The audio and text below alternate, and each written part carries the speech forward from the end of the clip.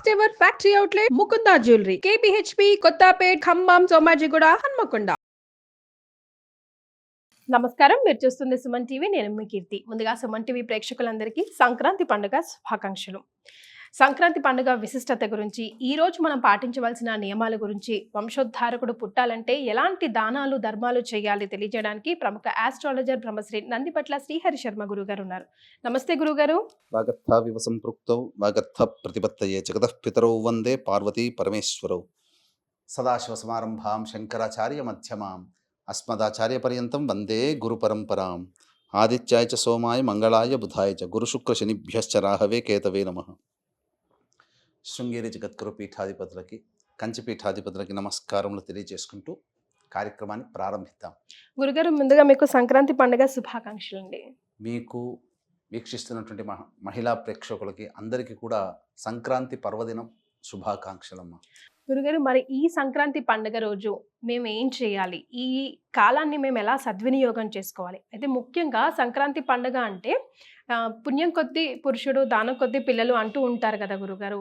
So దాన ధర్మాలు ఎక్కువగా చేయాలి. అందులోనే ముఖ్యంగా వంశాన్ని ఉద్ధరించే వంశోద్ధారకుడు పుట్టాలంటే ఎలాంటి దానాలు చేయాలి, ఎలాంటి నియమాలు పాటించాలి, ఇలాంటి ముఖ్యమైన విశేషాలు మా ప్రేక్షకులకి తెలియజేస్తారా? తప్పకుండానమ్మా. మనకు సంక్రాంతి పండుగ నుంచి ఎక్కడ లేని సంతోషము, ఉత్సాహము అవన్నీ ఆ పండుగ నుంచే వచ్చేసేస్తాయి. అయితే సంక్రాంతి అని అంటే రవి మకర రాశిలోకి ప్రవేశం చేస్తున్న సందర్భంగా మకర సంక్రమణం అని అంటారు. అనగా కర్కాటక సంక్రమణం మనకు దక్షిణాయనం నుంచి ప్రారంభం, కర్కాటక సంక్రమణం నుంచి ప్రారంభమవుతుంది దక్షిణాయనం. ఈ దక్షిణాయనంలో చనిపోయినటువంటి వాళ్ళందరూ కూడా ఈ మకర సంక్రమణం రోజున స్వర్గానికి వెళతారు అని ఒక అర్థం. ముక్కోటి ఏకాదశి రోజున స్వర్గద్వారాలు తెరుచుకుంటాయి, మకర సంక్రాంతి రోజున ప్రవేశం చేస్తారు అని అర్థం అమ్మ. అంటే ఇందులో ఉన్నటువంటిది ఏంటంటే, మనకు శాస్త్ర పరిజ్ఞానాన్ని గనక మనం చూసుకున్నట్లయితే సూర్యోదయం నుంచి సూర్యాస్తమయం వరకు పుట్టినటువంటి వాళ్ళకందరికీ కూడా రవి పితృకారకుడు అవుతాడు. పితృ అంటే తండ్రి అని కాదు, మొత్తం ఇంటి పెద్దలు. తర్వాత అంటే ఆ వ్యక్తి యొక్క ఇంటి పెద్దలు. మీరు అన్నట్టుగా సూర్యాస్తమయం నుంచి మళ్ళీ తిరిగి సూర్యోదయం వరకు ఉన్నటువంటి కాలంలో పుట్టినటువంటి వాళ్ళు శని పితృకారకుడు అవుతాడు. కాబట్టి మకర రాశి ఎవరిల్లు? శని భగవానుడు ఇల్లు. తన తండ్రి అయినటువంటి రవి తన కొడుకు అయినటువంటి శని ఇంటికి ఈ మకర సంక్రాంతి రోజున ప్రవేశం చేస్తున్నాడు. అంటే కొడుకింటికి తండ్రి వస్తున్నాడు, చాలా సంతోషంగా ఆహ్వానిస్తున్నాడు శని భగవానుడు. మరి ఈ మకర సంక్రమణం రోజునే ప్రధానంగా మనం చేసేది ఏంటంటే, పెద్దవాళ్ళకి తర్పణాది కార్యక్రమాలు, పిండ ప్రదానాలు, బ్రాహ్మలకి వస్త్రదానములు, కొన్ని ముఖ్యమైన దానములు చెప్పబడి ఉన్నాయి. మరి అక్కడక్కడ గురుగారు ఈ తండ్రి కొడుకులకు పడదని చెప్తూ ఉంటారు, ఎందుకని? వాస్తవమే, తండ్రి కొడుకులకు పడదు. కానీ ఈ యొక్క జ్యోతిష్య శాస్త్ర ప్రకారము భచక్రంలో తిరగాల్సిన వాళ్ళు తిరగాల్సింది తప్పదు. తండ్రింటికి శని వెళ్తాడు, కొడుకింటికి. సహజమే అది. మనం చెప్పబడినటువంటిది ఈ యొక్క పరిజ్ఞానం కోసం ఆ విధంగా చెప్పబడి ఉంది. కానీ వారు తల్లిదండ్రులు తండ్రి కొడుకులే. అయితే ఇక్కడ చెప్పబడినటువంటిది ఏంటంటే, దీని అంతరార్థం ఏంటనంటే, ఈ యొక్క సంక్రాంతి పర్వదినం రోజున అందరూ కూడా తమ పితృదేవతల్ని స్మరించుకోండి, పెద్దలని ఆహ్వానించండి అని చెప్పేటువంటి సందర్భం మకర సంక్రాంతి. ఎలా చేయాలి మరి? ఆ తర్పణాలు అవి ఏ సమయంలో వదలాలి గురువుగారు? ఎందుకంటే అందరూ మాకు ఈ లేదండి, ఇలాంటి పట్టింపు లేదండి, మేము చేయమండి, లేకపోతే చేస్తే ఏమైనా జరుగుతుందా, అలా కూడా భయపడుతూ ఉంటారు గురుగారు చాలా మంది. శాస్త్రం ప్రకారము ప్రతి జన్మించిన తండ్రి కడుపున పుట్టిన ప్రతి మగ పిల్లవాడు తండ్రి చనిపోయినా ఖచ్చితంగా చేయవలసిందే. ప్రతి సంవత్సరం సంక్రమణం రోజున అసలు చెప్పబడింది అంటే, శాస్త్రంలో ప్రతి నెల ఒక్కొక్క సంక్రమణం ఉంటుంది రవికి. ప్రతి సంక్రమణం రోజునైనా చేయమన్నారు. కనీసము ఈ కలియుగ ప్రమాణాన్ని అనుసరించి మర్చిపోతారు, చెయ్యకుండా ఉంటారు, జ్ఞానం ఉండదు అని చెప్పి కనీసం మకర సంక్రాంతి రోజైనా కానీ చెయ్యండిరా అని చెప్పి మకర సంక్రాంతి రోజున ఎక్కువగా అలవాటు చేయడం జరిగింది సంవత్సరాల నుంచి కూడా. అయితే మనం చూసుకున్నట్లయితే నక్షత్ర ప్రకారం చూసుకున్నట్లయితే మనకు పునర్వసు నక్షత్రం ఉదయం 10:19 వరకు ఉంది. వీక్షించేటువంటి ప్రేక్షకులు, మహిళా ప్రేక్షకులు గమనించాల్సిందంటే, ఈ వీడియోని ఆశాంతం వీక్షించండి. ఎందుకనంటే ఒక అద్భుతమైనటువంటి విషయాన్ని మీకు తెలియజేస్తున్నాను. ఇది చాలా అనేక సందర్భాల్లో ఇది రాలేదమ్మా. చాలా వందల సంవత్సరాల్లో ఇటువంటి పర్వదినం వచ్చింది. సంక్రాంతి రోజున పుష్యమి నక్షత్రం ఉండడం అనేటువంటిది చాలా అరుదు అరుదు అరుదు. కాబట్టి ఈ వీడియోని సేవ్ చేసుకోండి, జాగ్రత్తగా ఆశాంతం వినండి ఈ వీడియోని. 10:19 వరకు 14వ తారీఖు రోజున పునర్వసు నక్షత్రం ఉంది. సంక్రాంతి పుణ్యకాలం ఎప్పటి నుంచి ప్రారంభమవుతుంది? ఉదయం 8:50 నుంచి సాయంత్రం 4:50 వరకు ఉంది. ఓకే. కాబట్టి పునర్వసు నక్షత్రం, ఈ పునర్వసు నక్షత్రం రోజున సమయం ఎప్పటి వరకు ఉంటుంది? సూర్యోదయం నుంచి, అనగా సంక్రాంతి పుణ్యకాలం నుంచి లెక్కేసుకోవాలి. 8:50 నుంచి 10:19 వరకు పునర్వసు నక్షత్రం ఉంటుంది. గురుగారు. కాబట్టి ఆ సమయాన్ని వదిలేయండి. వదిలేసి 10:30 తర్వాత 1 గంట లోపల తర్పణాది కార్యక్రమాలు, దానాది కార్యక్రమాలు పెద్దవాళ్ళ కోసం చేయాలి. ఓకే. ఏంటంటే పుష్యమి నక్షత్రం వస్తుంది. పైగా మీరు గమనించుకుంటే చంద్ర రాశిలో పుష్యమి నక్షత్రం ఉంటుంది, అనగా కర్కాటక రాశిలో. అక్కడ పుష్యమి నక్షత్రం, ఆ పుష్యమి చంద్రుడికి ఎదురుగా పౌర్ణమి గడియలు అనగా వెళ్ళిపోయాయి. 2 రోజు ఇంకో పాడ్యం వరకు ఉంటాడు. అనగా రవిచంద్రుడు సమసప్తకాల్లో ఉంటాడు. రవి ఏమో ఒక పితృకారకుడైనటువంటి శని ఇంట్లో, శని నక్షత్రం, శని కూడా ఏంటంటే శని నక్షత్రంలో వస్తుంది ఆ రోజు మకర సంక్రాంతి. అంటే ఇద్దరు పితృకారకుల యొక్క సమాగమము, 2 కలిసి వచ్చినటువంటిదిగా చెప్పవచ్చు. అద్భుతమైనటువంటి సమయం కాబట్టి అపరాహ్నం లోపల తర్పణాది కార్యక్రమాలు చేయాలి. కాబట్టి బ్రాహ్మణుని పిలిపించుకొని తిలలతో తడిపినటువంటి నీటితో ఇంట్లో చేసుకోవచ్చు. అయితే చాలా మంది కుగ్రామాలు ఉంటాయి. ఇప్పుడు మన సుమన్ టీవీ వెళ్ళనటువంటి గ్రామం ఉందా? లేదండి. వాడల వీధిలో ఎవరికైనా కానీ చేరిపోయింది ఇది. మరి కాబట్టి ఈ సుమన్ టీవీని, ఈ కార్యక్రమాన్ని చూసిన వాళ్ళు, అయ్యో మన ఊరికి అయ్యగారు రాలేకపోతారేమో, చాలా దూరంలో ఉన్నారు, అందరూ పండుగ వాతావరణం ఉంటారు, మరి చేయలేకపోతున్నాం, కానీ నా తల్లిదండ్రులకు నేను చేయాలని ఉంది అని చెప్పి బాధపడే వాళ్ళు కూడా ఉంటారు. అటువంటి వాళ్ళ కోసమే మనం ఏం చేయాలంటే, సాధారణంగా ఆ భావన ఉన్నందుకైనా సంతోషపడి ఆ కొద్ది పరిహారమైనా మనం చెప్పాలమ్మా. అందుకని అటువంటి వాళ్ళు ఏం చేయాలంటే, ముందుగా తూర్పు వైపున గణపతికి ఒక్కసారి నమస్కారం చేసుకొని, నా తల్లిదండ్రుల కోసం ఈ మకర సంక్రమణ సందర్భంగా ఉదయం 10:20 నుంచి 1:30 లోపల ఎప్పుడు సమయం కుదిరితే అప్పుడు చేయవచ్చు.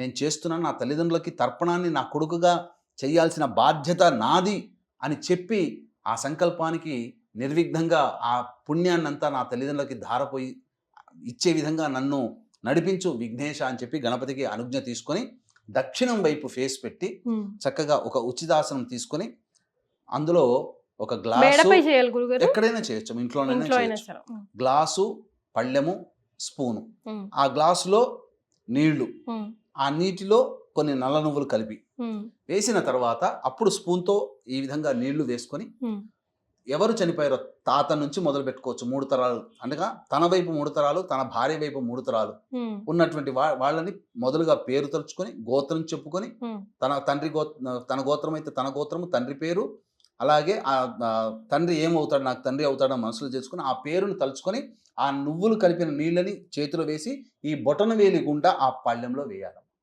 అది దక్షిణం వైపే ఉండి చేయాలి. ఇవన్నీ కూడా చేసి ఆ పేరు చదివిన తర్వాత తర్పయామి తర్పయామి తర్పయామి అని 3 సార్లు అనుకుంటే చాలు. ఆ విధంగా తన వైపు 3 తరాలు, తన భార్య వైపు 3 తరాల్లో మరణించిన వాళ్ళ పేరున తర్పణాలు చేస్తే, ఒక్కసారి ఆ యొక్క దక్షిణ దిక్కుకు నమస్కారం చేసి, నాకు ఏ అవకాశం లేకపోయినా నేను చేస్తున్నాను, అనుగ్రహించండి, నా ఈ పుణ్యఫలాన్ని తీసుకోండి పితృదేవతల్లారా అని చెప్పి నమస్కారం చేసుకుంటే చాలమ్మా. పితృదేవతలు చాలా సంతోషిస్తారు. కాబట్టి వీక్షిస్తున్నటువంటి మహిళా ప్రేక్షకులు, మీరు మీ భర్తని మీరు ఎంకరేజ్ చేయండి. ఖచ్చితంగా తల్లిదండ్రులు, అత్తామామల్ని మించిన దైవము లేదు, దేవుడు అనుగ్రహించిన పితృదేవతలు అనుగ్రహించాలని చెప్పి సంకల్పం చేసుకొని మీ భర్తని పురమాయించండి. భర్త లేరు, కొడుకుని పురమాయించండి, ఉద్యున్ముఖుణ్ణి చేయండి. కాబట్టి ఆ విధంగా అభిమన్యుడు ఎలా అయితే భార్య అందరూ ఉద్యున్ముఖుల్ని చేశారో ఆ విధంగా చక్కగా ఉద్యున్ముఖుల్ని చేయాలి, ప్రేరేపణ చేయాలి. ఆ విధంగా చేసిన తర్వాత వదిలిన నీళ్ళు ఎక్కడ పోయాయి? వదిలిన నీళ్లు ఎక్కడైనా తొక్కని ప్లేస్ లో చెట్లు వేస్తే సరిపోతుంది. తర్వాత కొన్ని దానాలు కూడా చెప్పబడి ఉందమ్మా. వంశోద్ధారకుడు అని చెప్పుకున్నాం కదా, ఆ వంశోద్ధారకుడు జన్మించాలి అని అంటే దీనికి ఒక చిన్న గాథ ఉంది. ఇది నేను చెప్పినటువంటిది కాదండి, భారతంలో జరిగి తీరింది.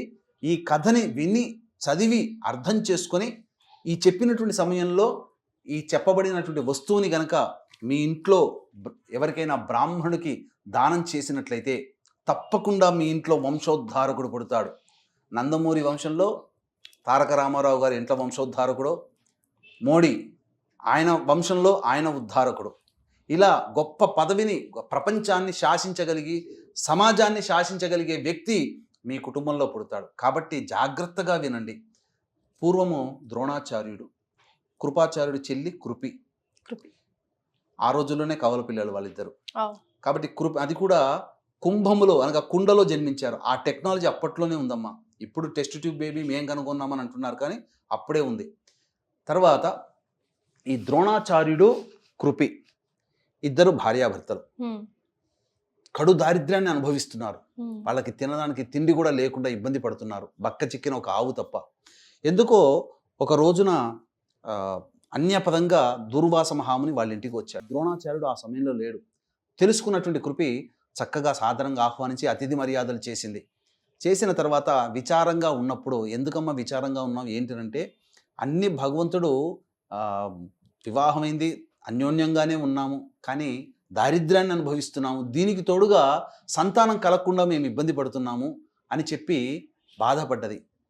నేను మంచి సమయంలోనే వచ్చానమ్మా, ఈరోజు ఉత్తరాయణం ప్రవేశించింది, కాబట్టి ఈ ఉత్తరాయణ పుణ్యకాలం ప్రవేశించిన సమయంలోనే చక్కగా నేను వస్తువును చెబుతాను, ఆ వస్తువును సమకూర్చుకో అని చెప్పగా సంతోషించి ద్రోణాచార్యుడు రాగానే విషయాన్ని అంతా కూడా చెప్పి ఇద్దరు కూడా దంపతులు చాలా ఆనందపడి శుచిర్భూతులై చక్కగా గోసమక్షంలో కూర్చొని ఆ దూర్వాస మహామునికి దంపతులు ఇద్దరూ కలిసి పెరుగుని దానం చేశారు.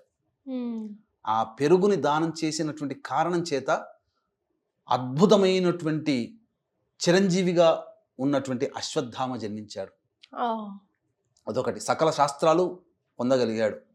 అంతేకాకుండా అతను దూర్వాస మహాముని ఏం చెప్పాడనంటే, పూర్వం యశోదాదేవి గొప్ప కొడుకును కనాలనుకుని ఈ సంక్రాంతి పర్వదినం పుణ్యకాలం ఉన్నటువంటి సమయంలోనే పెరుగును దానం చేసినటువంటి కారణం చేత తను కనకపోయినా ఒక గొప్ప యోగ్యుడైనటువంటి మనిషికి తల్లి అయినది, ఇంతటి మహత్యం ఆమె కలిగింది. కాబట్టి నువ్వు ఆచరించడంగానే కృపి ఆచరించడం, ద్రోణాచార్యుడు ఇద్దరు కలిసి ఆచరించడం, అశ్వత్థామ జననం జరిగింది. ఆ యొక్క యశోదాదేవే మళ్ళీ ఉత్తర జన్మలో నాకు నిన్ను కొడుకుగా పొందాలని అనుకుంటున్నానంటే, గర్భవాసాన నిన్ను మోయాలి అని అనుకుంటున్నానని కారణం చేత వచ్చే జన్మలో వకులమాతగా జన్మించి శ్రీనివాసుడికి జన్మనిచ్చింది. కానీ ఆమె కూడా పూర్వజన్మ కర్మ జ్ఞానము గుర్తుకు వచ్చి మంచి సంతానం కావాలని చెప్పి సంక్రాంతి పర్వదిన పుణ్యకాలం ఉన్నటువంటి సమయంలోనే గొడుగులు, విసనకర్ర, చెప్పులు ఇవి బ్రాహ్మడికి దానం చేసింది. కాబట్టి వీక్షిస్తున్నటువంటి మహిళా ప్రేక్షకులు, ముఖ్యంగా సంతానం కోసం ఎదురు చూస్తున్నటువంటి మీ కోడళ్ళు, కూతుళ్ళు ఉండవచ్చు. 2024 సంవత్సరంలో వివాహమై ఉండవచ్చు, లేదా 2020 ఈ సంవత్సరంలో వివాహం అవుతుంది.